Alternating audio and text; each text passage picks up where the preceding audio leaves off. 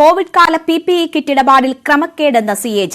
PPE kit ക്രമക്കേടിൽ 10.23 കോടി രൂപയുടെ അധിക ബാധ്യത സംസ്ഥാനത്തിനുണ്ടായി. പൊതുവിപണിയേക്കാൾ 300 ഇരട്ടി അധികം നൽകിയാണ് PPE കിറ്റ് വാങ്ങിയത്. 2020 മാർച്ച് 28-ന് 550 രൂപയ്ക്ക് PPE കിറ്റ് വാങ്ങി. മാർച്ച് 30-ന് 1550 രൂപയ്ക്ക് മറ്റൊരു കമ്പനിയിൽ നിന്ന് PPE കിറ്റ് വാങ്ങിയെന്നും റിപ്പോർട്ടിൽ പറയുന്നു. വിവരങ്ങളുമായി VV അരുൺ ചേരുകയാണ്. അരുൺ, ലോകത്തിന് തന്നെ മാതൃകയായ കോവിഡ് പ്രതിരോധത്തിൽ അന്നു മുതൽ ഉയർന്നു കേൾക്കുന്ന വിമർശനം ഈ PPE കിറ്റ് വാങ്ങിയതുമായി ബന്ധപ്പെട്ടായിരുന്നു. ഇപ്പോൾ CAGയുടെ കണ്ടെത്തൽ ആ വിഷയത്തിൽ ഉണ്ടായിരിക്കുകയാണ്. എന്തൊക്കെയാണ് അതിൽ സൂചിപ്പിക്കുന്നത്?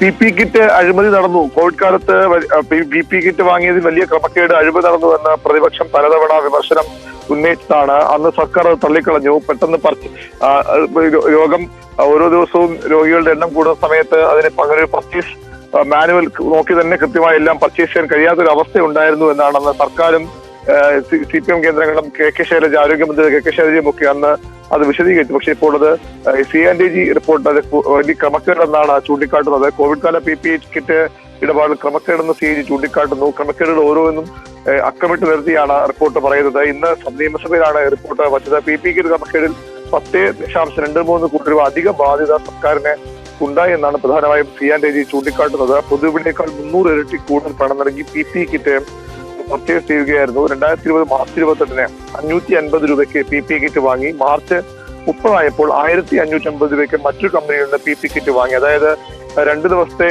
ഇടവേളയിൽ 1000 രൂപയിലേറെ 1050 രൂപയിലേറെ കൂടുതൽ നൽകി PPE കിറ്റ് വാങ്ങി. 2 ദിവസത്തിൽ PPE കിറ്റ് വില 1000 രൂപയിലധികം കൂടുന്ന ഒരു അവസ്ഥയുണ്ടായിരുന്നു. കുറഞ്ഞ രൂപയ്ക്ക് PPE നൽകാമെന്ന് വാഗ്ദാനം ചെയ്ത കമ്പനിയെ തടഞ്ഞുവെന്നും CAG കണ്ടെത്തുന്നു. സാൻഫാർമ എന്ന കമ്പനി മുൻകൂറായി മുഴുവൻ പണവും സാൻഫാർമ എന്ന കമ്പനിക്ക് മുൻകൂറായി മുഴുവൻ പണവും നൽകിയെന്നും CAG ഈ റിപ്പോർട്ടിൽ കണ്ടെത്തിയിട്ടുണ്ട്. തീർച്ചയായും അരുൺ, നേരത്തെ മുതൽ തന്നെ ഇത് വലിയ വിവാദമായി പ്രതിപക്ഷം ഉയർത്തിയിരുന്നതാണ്. നമുക്കറിയാം, കോവിഡ് കാലം, നിപ്പ കാലം, ഇത് രണ്ടും മാനേജ് ചെയ്തതിലൂടെ പൊതുരംഗത്ത് ഏറ്റവും അധികം അതിന്റെ കീർത്തി ലഭിച്ച മന്ത്രി അധികാരത്തിലിരിക്കുമ്പോൾ അല്ലെങ്കിൽ മന്ത്രിസ്ഥാനത്തിരിക്കുമ്പോഴാണ് ഈ അഴിമതി നടന്നതെന്ന ആരോപണം ഉയർന്നത്. ഇതിപ്പോൾ CAG തന്നെ ശരിവെക്കുന്നു.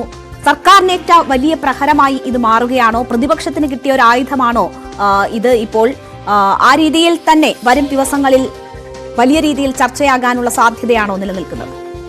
തീർച്ചയായിട്ടും പ്രതിപക്ഷ നേതാവിന്റെ വാർത്താക്കുറിപ്പ് അല്പസമയം മുമ്പ് പുറത്തു വന്നു. കോവിഡ് കാല അഴിമതി സംബന്ധിച്ച് പ്രതിപക്ഷം ഉയർത്തിയ ആരോപണങ്ങളെല്ലാം സാക്ഷ്യപ്പെടുത്തുന്നതാണ് CAGയുടെ കൺട്രോളർ ആൻഡ് ഓഡിറ്റർ ജനറൽ ഇന്ന് നിയമസഭയിൽ വെച്ച റിപ്പോർട്ടെന്ന് പ്രതിപക്ഷ നേതാവ് വാർത്താക്കുറിപ്പിൽ പറയുന്നു.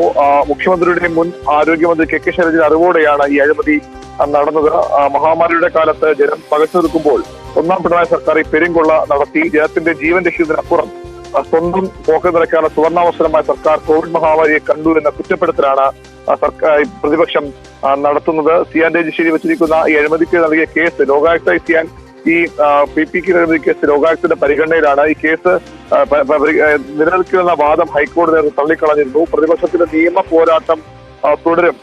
സർക്കാരല്ല ഇത് കൊള്ളക്കാരെന്ന യാഥാർത്ഥ്യം ജനങ്ങൾക്ക് വേണ്ടി തുറന്നു കാട്ടുമെന്നാണ് പ്രതിപക്ഷ നേതാവ് വാർത്താക്കുറിപ്പിലൂടെ പറഞ്ഞിരിക്കുന്നത്. അതായത് PPE അഴിമതിയിൽ പ്രതിപക്ഷം ശക്തമായി തന്നെ സമരരംഗത്തേക്ക് വരാൻ തയ്യാറെടുക്കുന്നു. CAG റിപ്പോർട്ട് നിലവിൽ നിയമ പോരാട്ടം നടക്കുകയാണ്. അതിനപ്പുറത്തേക്ക് CAG റിപ്പോർട്ട് അവരുടെ ഈ പ്രതിഷേധങ്ങൾക്ക് കൂടുതൽ ഊർജ്ജം നൽകുമെന്ന് വ്യക്തമാണ്. പ്രത്യേകിച്ചും സഭാ സമ്മേളനം തുടരുന്ന സന്ദർഭമാണ്. പ്രതിപക്ഷത്തിന് വലിയൊരു ആയുധമായി ഇത് മാറും. നേരത്തെയും പ്രതിപക്ഷം ഈ വിഷയത്തിൽ വ്യക്തമായി തന്നെ ഇത് വലിയ അഴിമതി നടന്നിരുന്നു.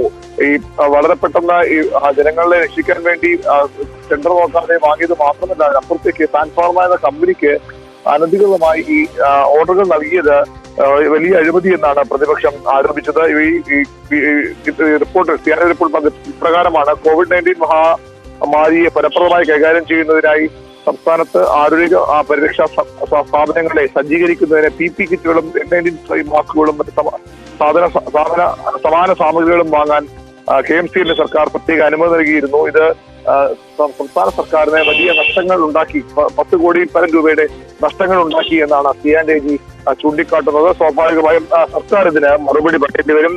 മുൻ ആരോഗ്യമന്ത്രി കൂടിയായ KK ശൈലജയുടെ പ്രതികരണവും ഈ വിഷയത്തിൽ വളരെ നിർണായകമാണ്. രേണുക, പ്രതിപക്ഷ നേതാവിന്റെ ഈ കുറിപ്പിൽ തന്നെ പറയുന്നുണ്ട്, മുഖ്യമന്ത്രിയും ആരോഗ്യമന്ത്രിയും മറുപടി പറയണം എന്നത്.